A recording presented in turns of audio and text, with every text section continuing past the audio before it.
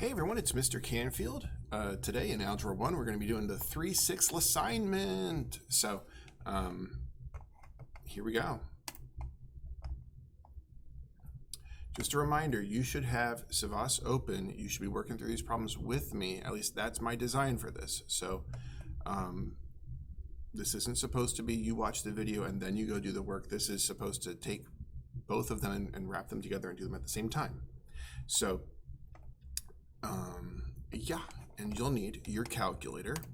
Remember that your calculator, if you go down to your dashboard down here, if you're on your Chromebook, it's there. And if you're not on your Chromebook, if you look these things up, like you can go and say TI-84 emulator, and maybe find one online. There are ways to do it. If you're struggling to get a calculator that works, well, that's why you have a Chromebook. Okay, so anyway, today's all about the line of best fit and what we do with that. So let's just jump into it. Okay. Describe and correct the error a student made in determining the equation for the line of best fit for the data in the table. So here's our data, and here's what they did. Let's see. They say, enter Y data in L1 and X data in L2, then perform a linear regression. And here's their line of best fit. So just a reminder, we did this in the last lesson. If you don't know what the L1 and L2 are talking about, go back, watch that video, or I forget which part it is. I think it's part 2. Because I'm not going to do a full deep dive into how it works today. But with this, oh, you know what? I've got stuff in here, and I might have used this for other classes. Because of what I do, I'm going to reset the memory. Second plus 7, 1, 2. Okay, everything's reset back to how it came straight out of the box. All right, so now I go to Stat Edit. Remember that X data goes in L1 and Y data goes in L2. So I saw this question and I was like, oh, this is a perfect starting question for us because Y goes in L2, X goes in L1. So let's see. The student switched the order of the data. They did do that. So that's the main thing. If they had plugged these things in and done the linear regression, they would have gotten that. So be careful about that. Which is likely to be more accurate, an estimate through interpolation or a prediction through extrapolation? Okay, so we got to talk about what these words mean. So interpolation, that's not a marker. Let's try again. Interpolation. Inter. That is actually a very, very helpful prefix to help us understand what this word means. Interpolation.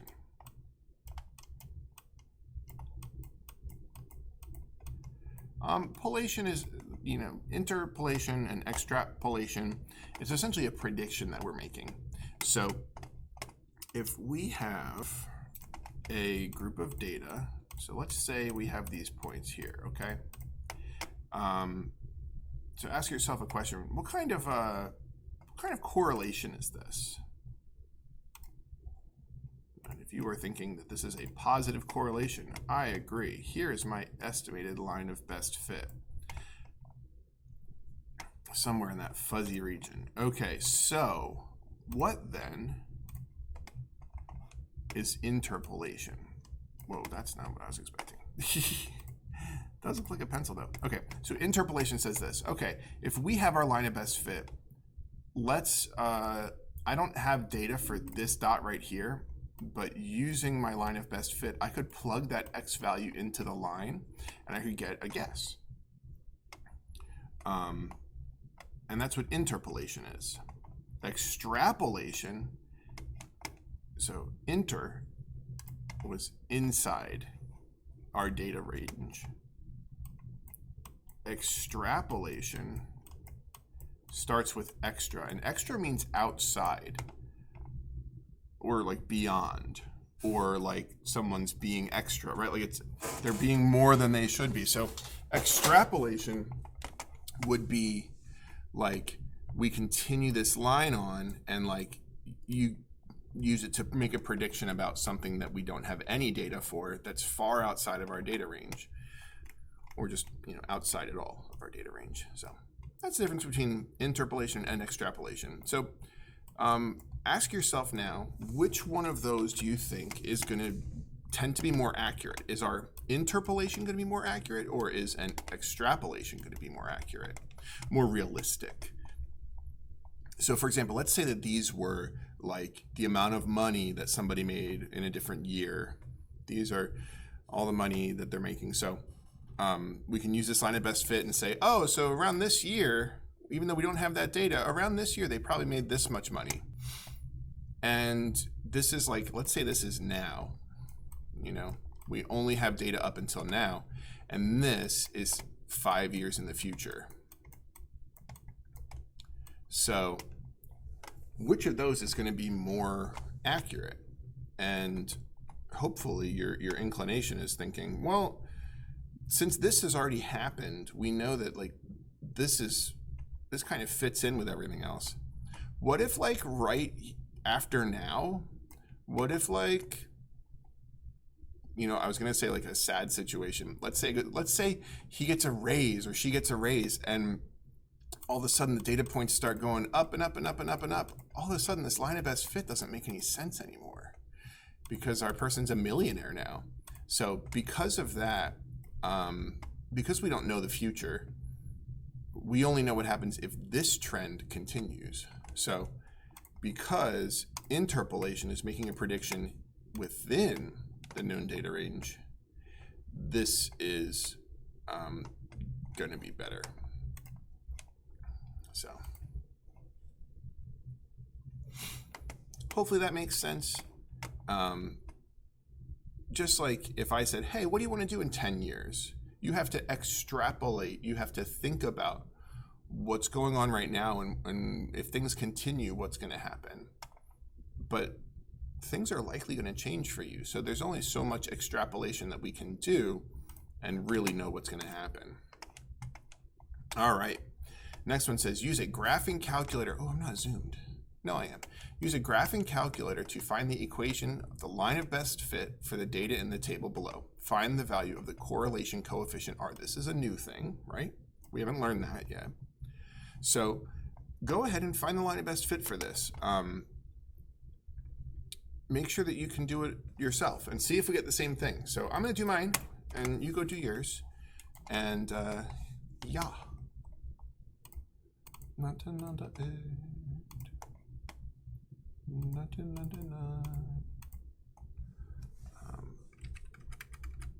Let's see.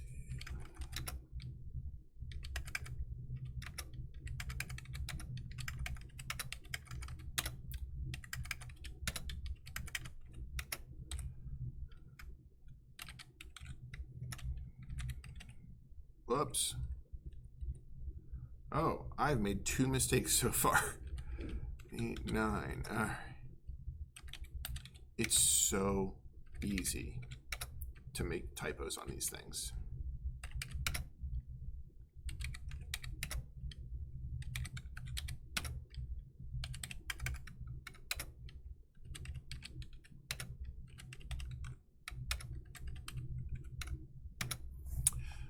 Okay, so I've got mine. No, I don't have my line of best fit. Stat calc 4.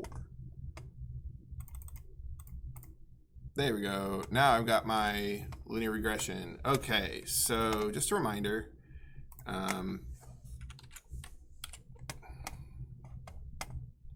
The way that this works is this is y is equal to the a value, right? That it goes ax plus b, so this goes where a was, plus b, which is -36050.14. 14. Oh, the 4 will round up to a 5. Oh, plus and negative. I could have just written that as a minus sign. I don't need the plus and negative. So now I look for my answer. Looks like that's it.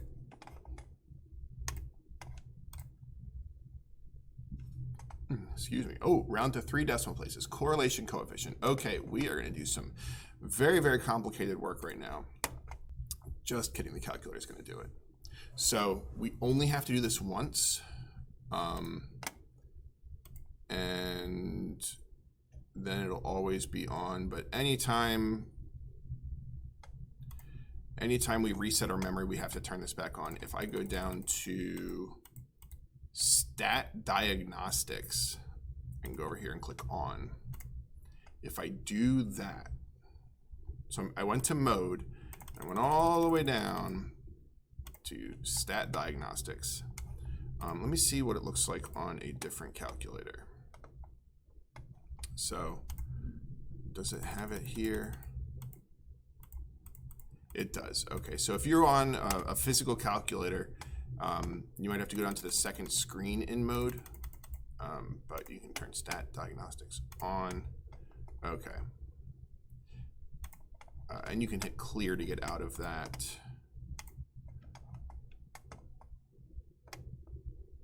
On. Okay, Stat Diagnostics on. So check it out. All I got to do, stat. So if you go to stat edit, you'll see like those numbers are still in there. They're in there until I either clear my memory or clear the lists out. So let's see, if I do the stat calc 4 like we've done before, here's the cool thing. Now a bunch of extra stuff comes out. And here's the thing. Correlation coefficient, R. Correlation coefficient is R, and all I have to do is copy my correlation coefficient, which is 0.994647646, and it probably keeps going. But if you paid attention, it says round to 3 decimal places as needed. So we should talk about how we round this to 3 decimal places. So what is this doing here? What are you doing there? All right, so anyway, so 3 decimal places. Here's the decimal. It goes 1, 2, 3. This is where we stop, okay? So if we're stopping it, so here, you know the answer, right? You already know what this rounds to. Just make sure that my explanation matches up with what you already know about rounding. The way rounding works, everything before that decimal place doesn't change unless this was a 9 and it rounded up to the next digit. Then this would round up. Okay, so anyway, I look at this 4 and I say, okay, 4, do you stay a 4 or do you go up to a 5? Those are my only options. Either stays what it is or it goes up to a 5. It goes up to the next digit. And the way that we know is we look at the space after it and we ask ourselves, this number after it, is it 5 or more? Is that enough to say, you know, are we closer to a 4? Are we closer to a 4 or are we closer to a 5? Because we can think about this like it's saying 46, right? Is 46 closer to 50 or is it closer to 40? And the place where we switch over is at 5. So if it said 45, it would round up. And anything above 45, it would round up. But since it says 46, we round up.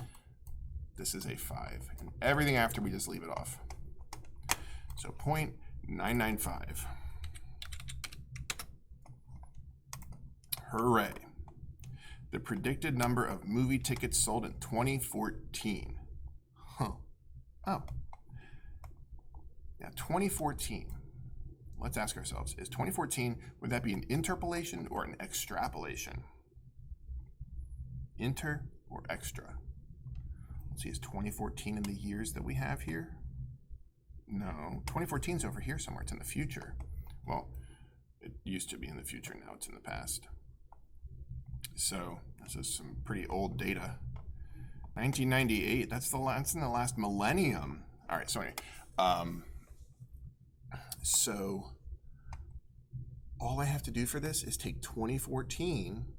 Is that X or is that Y? Well, 2014 is a year, which was our X's.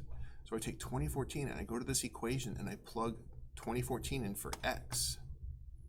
So I can just go to my calculator and I can say 18.69 parentheses 2014 parentheses minus 3605.15. And I have students that say, Mr. Canfield, using the calculator to do this is cheating.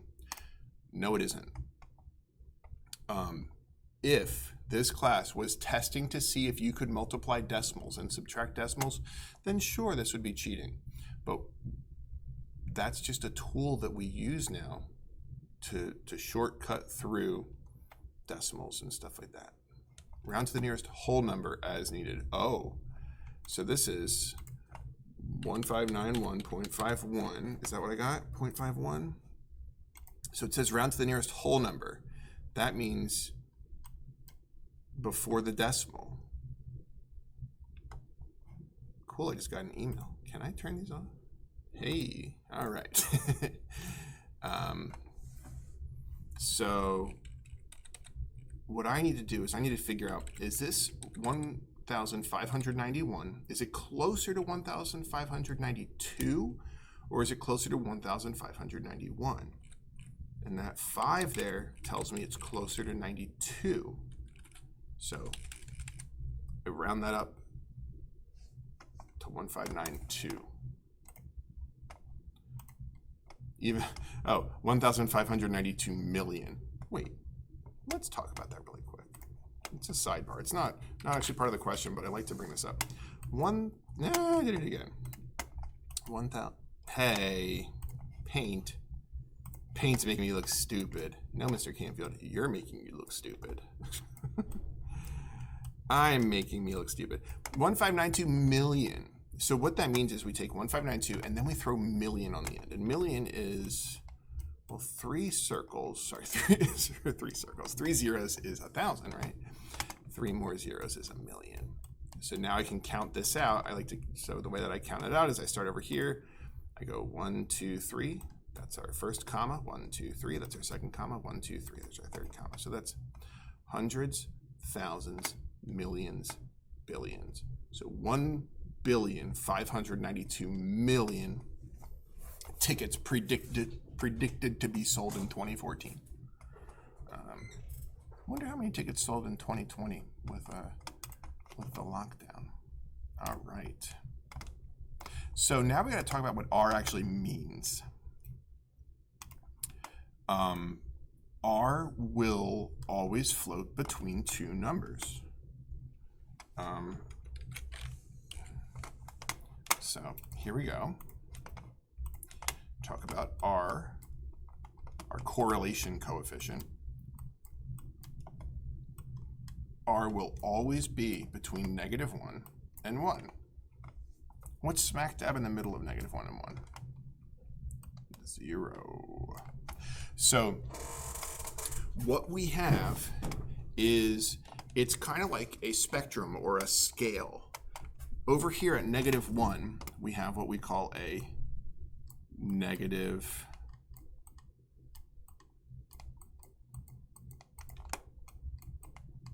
correlation.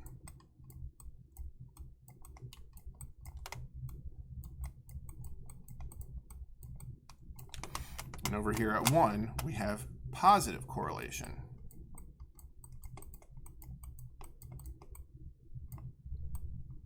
There, I wrote the word correlation. If this is negative and this is positive, this is 0 correlation, also known as no correlation. So if you have a correlation coefficient of 0, that means there is no correlation between the two things. We talked about this last time. Correlation,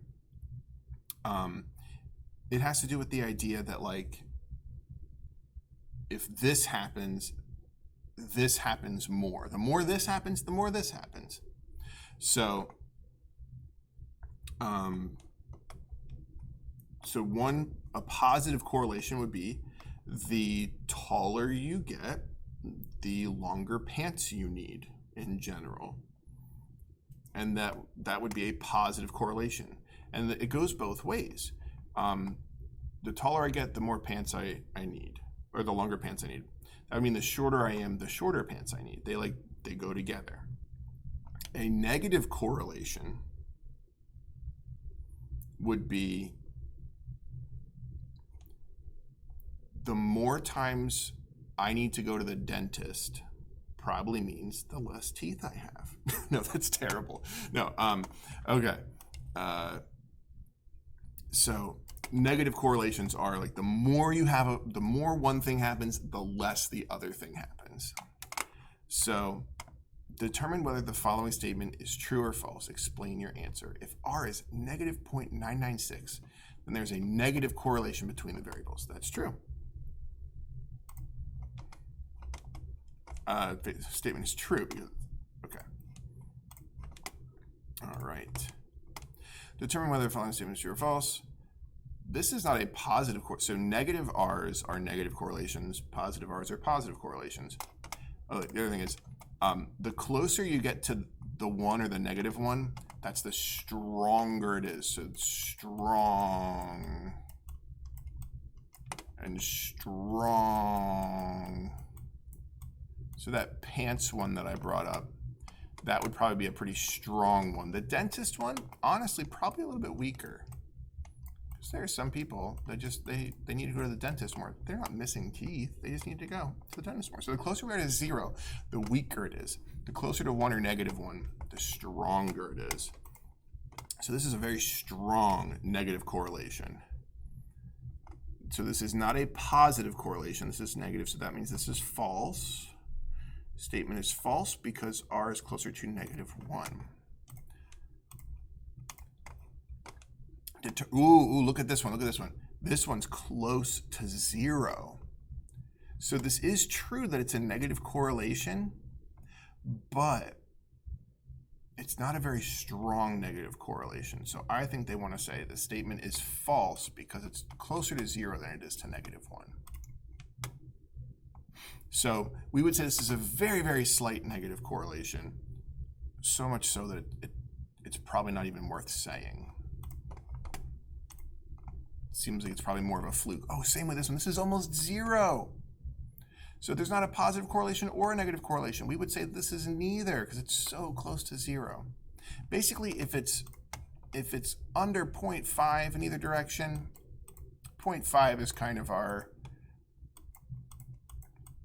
If you're under 0.5, it's going to round down to 0 or round up to 0. It's going to round to 0. If we round to 0, that's basically no correlation. False. All right. For a strong correlation, people often assume that change in one quantity causes the change in the second quantity. This is not always true.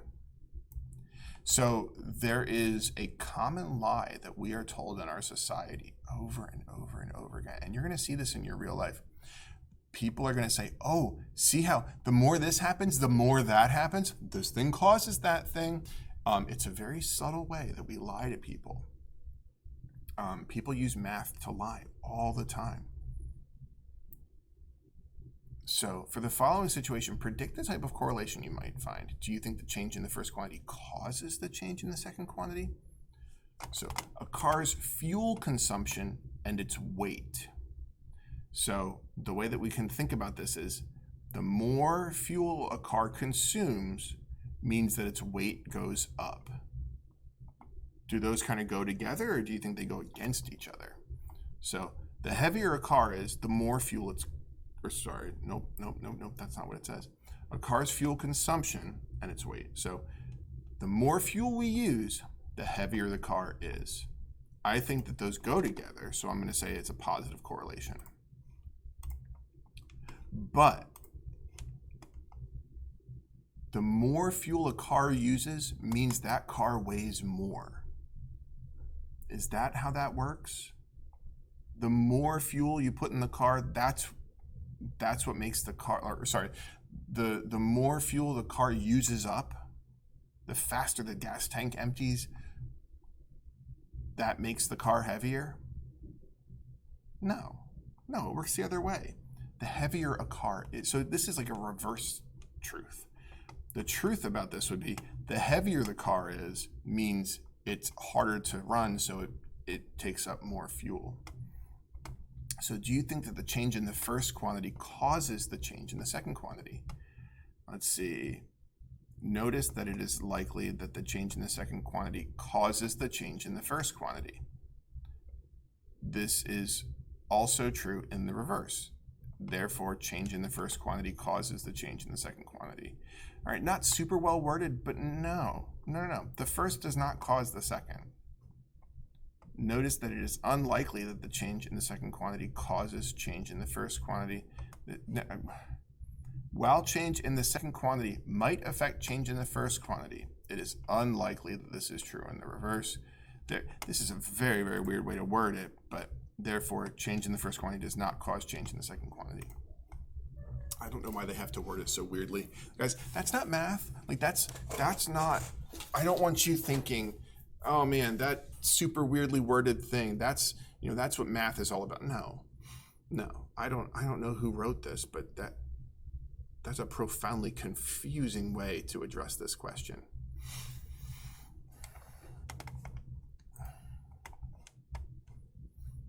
In the situation below, tell whether a correlation is likely. If it is, tell whether the correlation reflects a causal relationship. Explain your reasoning. A person's accuracy with a bow and the number of letters in a person's name. Okay, so the more accurate you are with a bow and arrow, the more letters you have in your name. Well, Robin Hood was pretty accurate. He's got a bunch of letters.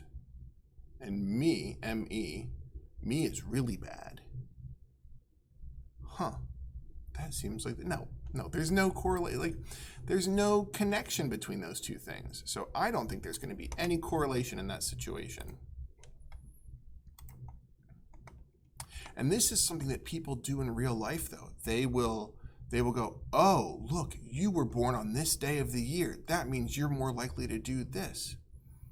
And we have to think, is there a connection? Is there a connection between the day of the year that I was born and what kind of salad I might like? It's worth thinking about. It's worth asking questions. So anyway, well, without reading a whole lot, there's not likely to be a correlation in this situation. Let's see if that's okay. Yeah, all right. Temperatures at different times of day are shown. How can the relationship between temperature and time be described? Would a linear model be good for the data? Would it be a good fit for the data? Linear means line, right? That's what we've been doing, linear regression, a line of best fit. So it looks like we're starting at 12 a.m. and we're going all the way to 12 a.m., midnight to midnight. So generally it looks like temperature goes up and then down. Up and then down. So increases, then decreases as time after midnight increases. A linear model is best fit for data that have a constant rate of change. So since it's changing up, changing up, changing up, changing down, changing down, changing down, we wouldn't call this linear. This is a special shape called a parabola. If you look at this, looks like a big U or an N shape. So a linear model is not a good fit for this data. All word problems today. Characterize the relationship between the two variables of different data sets represented by the correlation coefficients. All right, let's see. Oh, here we go. Negative 0.91. Well, that's negative, so I know it's negative. Is it weak, medium, or strong? That's over 0.5, so it's strong. Now we're at R is equal to 0.54. Well, it's positive, and it's right around 0.5, so we could say that's medium. 0.87, that's over 0.5, and it's positive, so we can say strong. 0.07. That's very close to 0, but it's positive. So it's positive, but it's very weak, very weak. All right. Chances are you could have done that without me explaining it, but I hope that that was helpful talking through that. All right, students who eat breakfast are more likely to do well in school. Which of the following can be inferred? That means make an inference or figured out from this relationship. So let's see which one of these is true. The more often a student eats breakfast, the better the student will do in school. Okay. Without more evidence, it cannot be determined whether the correlation is causal.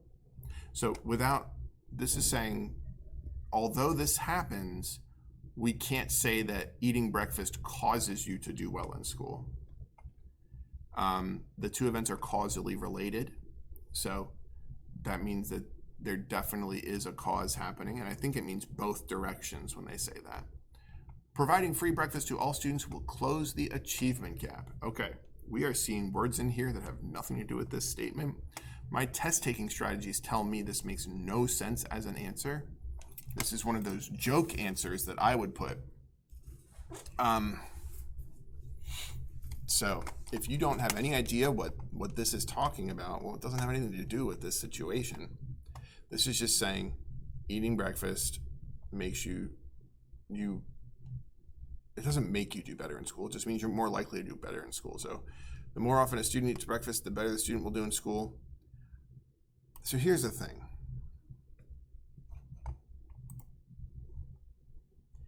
That's not true. It just says students who eat breakfast are more likely to do well in school. It doesn't mean that everyone who eats breakfast does better. It just means that more often kids who eat breakfast do better. They're not actually caused by one another.